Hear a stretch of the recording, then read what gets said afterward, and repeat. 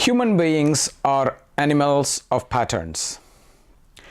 We all have what is called habits and patterns that yoga philosophy talks about as samskaras.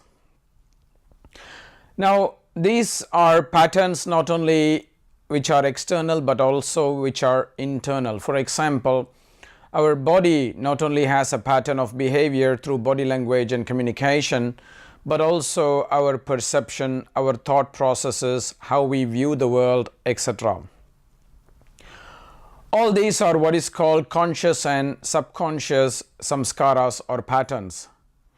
Now, these come not only from cultural and educational learning, but also from the impressions that we carry from our past, the collective impressions that we carry from our past. This is called vasanas. Now, vasanas are basically impressions that we have accumulated from the past in our life, as well as from our ancestors through whom we have been born, we have been created, and we carry their impressions as well through what is called blood. All of these shape our reality and the way we interact with our reality, the way we perceive our reality, the way we respond to our reality. So, reality is a very subjective concept for our existence. And that is why sometimes we are in trouble, because the way we perceive something may not be actually consistent with the reality of what is existing. For example, somebody may perceive the room as warm, somebody else may perceive the room as cold. The fact is the room is a particular temperature, but the reality of the experience is a subjective one, and the way we respond to it is subjective as well.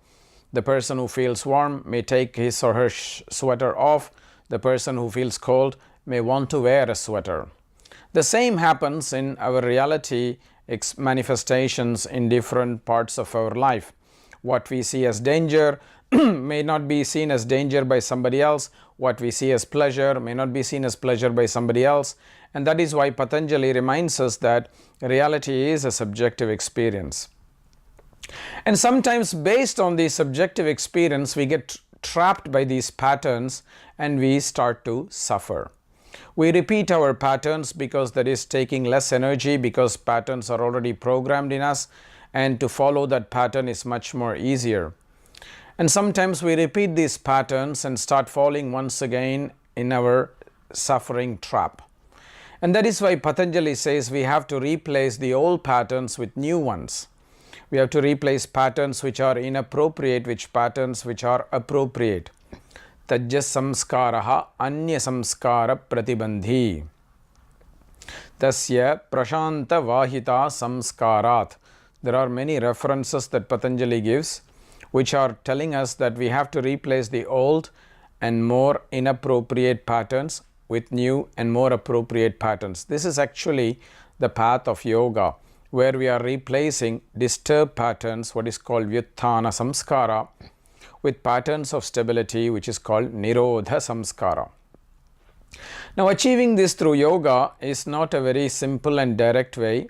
Yoga offers a very holistic manner. For some people, we may have to use body exercises through what is called asanas, through what is called diet changes, through certain gestures like nyasas, etc., where we are changing the pattern through physical medium, because sometimes these patterns are imprinted on the physiological construct. For some other people, we will have to use certain energetic practices such as pranayama, such as the mudras and the bandhas, etc. For certain others, we have to practice through meditative practices or mantra practices, so that the imprints that are in the mental psychological structure changes as well. So yoga is essentially a way where we are changing unconscious and inappropriate patterns into conscious and appropriate patterns, and that is precisely the role of yoga in mankind. This is precisely why yoga was presented many years ago, because if we get taken over by unconscious patterns, then we become victims of that patterns and we will fall in suffering again and again. To break free from these patterns, we use the holistic tools of yoga. Namaste.